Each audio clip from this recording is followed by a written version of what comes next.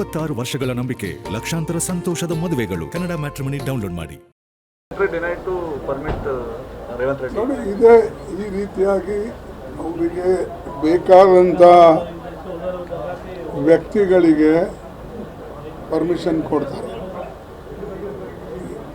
ಇವರು ತೆಲಂಗಾಣದ ಒಬ್ಬ ಚೀಫ್ ಮಿನಿಸ್ಟರ್ ಮತ್ತು ತೆಲಂಗಾಣ ಆಂಧ್ರ ಜನ ವಿಶೇಷವಾಗಿ ಅಮೇರಿಕಾದಲ್ಲಿ ಭಾಳಷ್ಟು ಈ NRIs ಇದ್ದಾರೆ. ಅವರು ಇಲ್ಲಿ ಏನಾದರೂ ಇನ್ವೆಸ್ಟ್ ಮಾಡಬೇಕಾದ್ರೆ, ಇಲ್ಲೇನಾದರೂ ಸಣ್ಣ ಪುಟ್ಟ ಕಾರ್ಖಾನೆಗಳು ತೆಗಿಬೇಕಾದ್ರೆ ಅಲ್ಲಿ ಹೋಗಿ ಅಪೀಲ್ ಮಾಡ್ತಾರೆ. ಯಾಕಂದರೆ ನಾನು ಒಂದು ಸಲ ಅಲ್ಲಿ ಟೆಕ್ಸಾಸ್ಗೆ ಹೋಗಿದ್ದೆ, ಲೇಬರ್ ಮಿನಿಸ್ಟರ್ ಆಗಿದ್ದೆ. ಆಂಧ್ರದವರು ಭಾಳಷ್ಟು ಜನ ಇದ್ದಾರೆ. ಅವರು ಕೇಳ್ತಾರೆ, ನಾವು ಇನ್ವೆಸ್ಟ್ ಮಾಡಬೇಕಂತೇವೆ, ನಮಗೆ ಸ್ವಲ್ಪ ಜಮೀನು ಬೇಕು, ನಮಗೆ ಟ್ಯಾಕ್ಸ್ ಫ್ರೀ ಬೇಕು, ನಮಗೆ ಇಂಥವೆಲ್ಲ.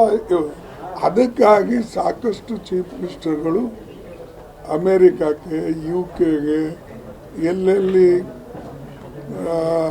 ಯಾರು ಬಂಡವಾಳ ಹೂಡ್ಬೋದು ಅಂಥ ರಾಜ್ಯಗಳಿಗೆ ವಿಸಿಟ್ ಮಾಡ್ತಾರೆ. ಇಲ್ಲಿ ಅವರಿಗೆ ಈ ರೀತಿಯಾಗಿ ಪರ್ಮಿಷನ್ನ ಡಿನೈ ಮಾಡೋದು ಇದು ಅನ್ಯಾಯ.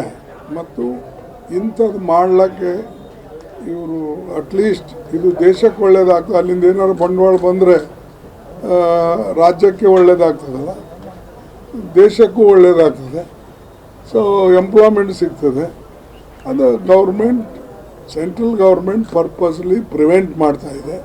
ಮತ್ತು ಅವರಲ್ಲಿ ಹೋಗಿ ಇನ್ವೆಸ್ಟ್ಮೆಂಟ್ ತರ್ಬೋದು. ಅವ್ರು ಯಾಕೆ ಹೋಗಬೇಕು, ಯಾರೇ ಬಂದರೂ ನಮ್ಮ ಹತ್ರ ಬರಲಿ ಅನ್ನೋ ಭಾವನೆ ಅವ್ರದ್ದು ಇರ್ಬೋದು. ಬಟ್ ಇದು ಭಾಳ ತಪ್ಪು. ಮತ್ತು ನಾನು ಇಂಥ ಆ್ಯಟಿಟ್ಯೂಡನ್ನು ಕಂಡೆಮ್ ಮಾಡ್ತೇನೆ. ಯಾಕಂದರೆ ನೀವು ಯಾವುದೇ ಸರ್ಕಾರ ಇದ್ರೂ ಕೂಡ ಇನ್ವೆಸ್ಟ್ಮೆಂಟ್ ತರೋದು ದೇಶಕ್ಕಾಗಿ ತರ್ತದೆ.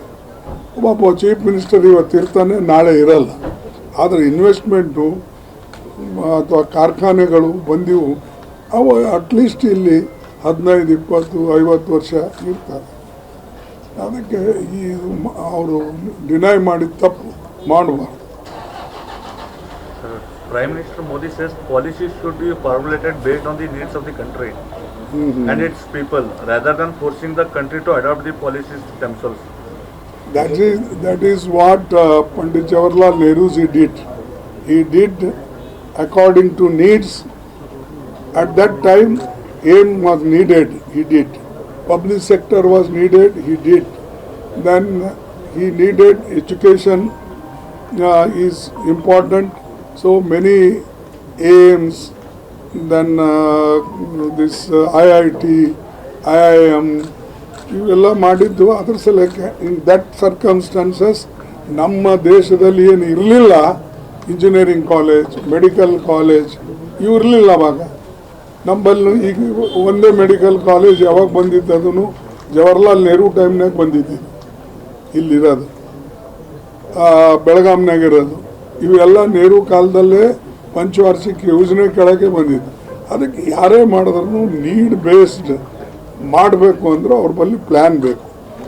ಆ ಪ್ಲ್ಯಾನಿಂಗ್ ಡಿಪಾರ್ಟ್ಮೆಂಟು ಇಲ್ಲಿನ ಸ್ಥಿತಿಗತಿಗಳನ್ನು ನೋಡಿ ಸಾಮಾನ್ಯ ಜನರಿಗೆ ಏನು ಅನುಕೂಲ ಆಗ್ತದೆ ಅಂಥ ಸ್ಕಿಲ್ ಡೆವಲಪ್ಮೆಂಟ್ ಮಾಡೋದು ಮತ್ತು ಅಂಥ ಶಿಕ್ಷಣ ಕೊಡ್ತಕ್ಕಂಥ ವ್ಯವಸ್ಥೆ ಮಾಡೋದು. ಈಗ ಅದನ್ನು ಈಗ ಮೋದಿಯವರು ಬಿಟ್ಟಾರೆ.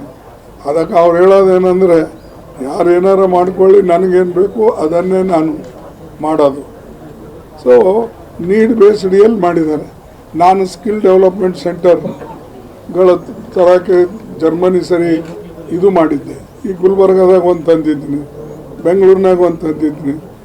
ಇದೇ ರೀತಿಯಾಗಿ ಡೆಲ್ಲಿ, ಬೇರೆ ಕಡೆ ಜರ್ಮನ್ ಸರಿ ನಾನು ಕೊಲಾಬ್ರೇಟ್ ಮಾಡಿಕೊಂಡು ಅದೇ ರೀತಿಯಾಗಿ ಈ ITI ಅಪ್ಗ್ರೇಡ್ಸ್ ಮಾಡಿದೆ. ನಾನು ಎಲ್ಲಿ ಒಂದು ITI ಇದೆ ಅಂಥ ಕಡೆ ನಾನು ಈವ್ನಿಂಗ್ ಒಂದು ಮಾರ್ನಿಂಗ್ ಒಂದು ಕೋರ್ಸ್ ನಡೆಸಿ ನಮ್ಮ ಮಕ್ಕಳಿಗೆ ಹೆಚ್ಚಿಗೆ ರೀತಿಯಾಗಿ ಅಡ್ಮಿಟ್ ಆಗಲಿ ಅಂತ. ಅಂದರೆ ನೀವು ಸ್ಕಿಲ್ ಡೆವಲಪ್ ಮಾಡದೆ ಹೋದರೆ ನಮ್ಮ ಮಕ್ಕಳಿಗೆ ಎಲ್ಲಿಯೂ ನೌಕರಿ ಸಿಗೋದಿಲ್ಲ. ಇಲ್ಲಿ ಫಾರ್ಚುನೇಟ್ಲಿ ನಾ ಇಂಡಸ್ಟ್ರಿ ಮಿನಿಸ್ಟರ್ ಇದ್ದಾಗ ಒಂದು ಸ್ಕಿಲ್ ಡೆವಲಪ್ಮೆಂಟ್ ಇಲ್ಲಿ ಬಸವೇಶ್ವರ ನಗರದಾಗ ತೆಗೆದೇವೆ, ಇಲ್ಲಿ ಇನ್ನೊಂದು ಜರ್ಮನಿಯಿಂದ ತೆಗೆದೇವೆ.